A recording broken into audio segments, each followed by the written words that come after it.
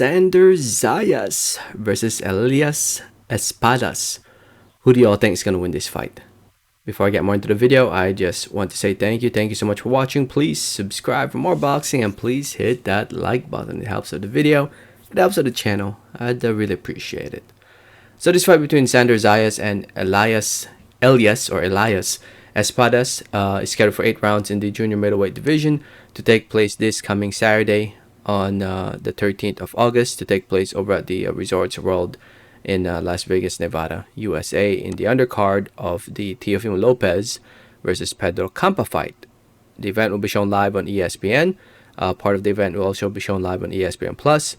So tune in to ESPN or ESPN Plus if you want to see this event.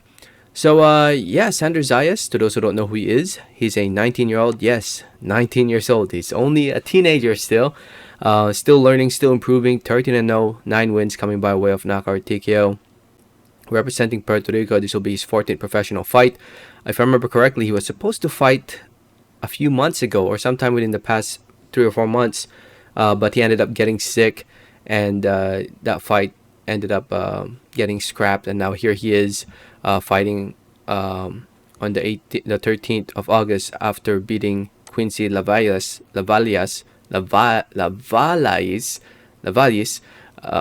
I'm pretty sure I'm butchering his name.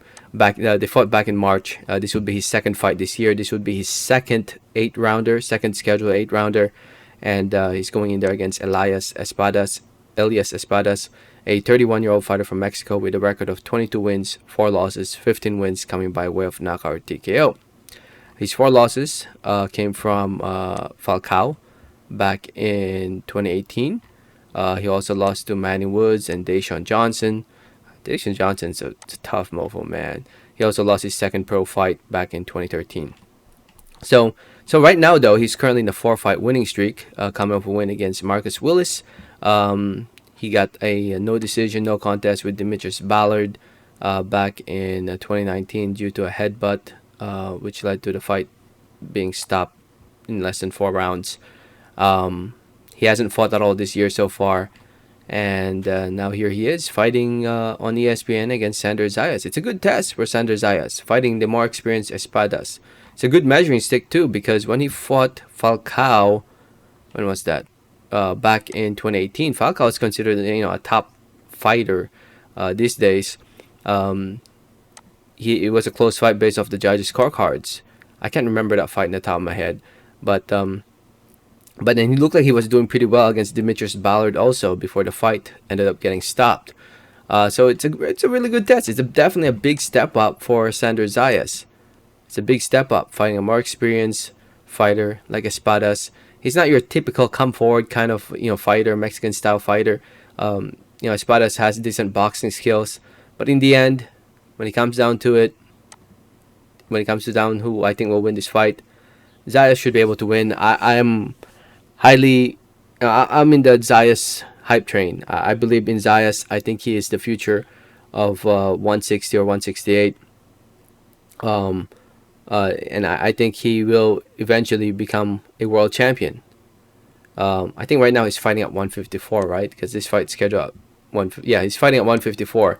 I honestly don't think he can stay at this division that long. He's 19 years old. Plus, this division only has 1 world champion. In the next few years, his body frame will get bigger. So I think eventually he'll be a future world champion at 160 or 168. And I think he'll be able to go out there and outbox, outpoint Espadas. Espadas will definitely test him. I think Espadas will make this a close competitive fight early on. But I see Zayas eventually either stopping Espadas or winning the fight in a close one, 5 rounds to 3. 5 rounds to 3. So we'll see. I could be wrong. I've been wrong many times before. Looking forward to this weekend. Again, fight will be this Saturday on the 13th, live on ESPN and ESPN Plus in the undercard of the Lopez versus Campa fight. Let me know your thoughts. Thanks for listening and watching, and like always, have a great day. All right, thanks.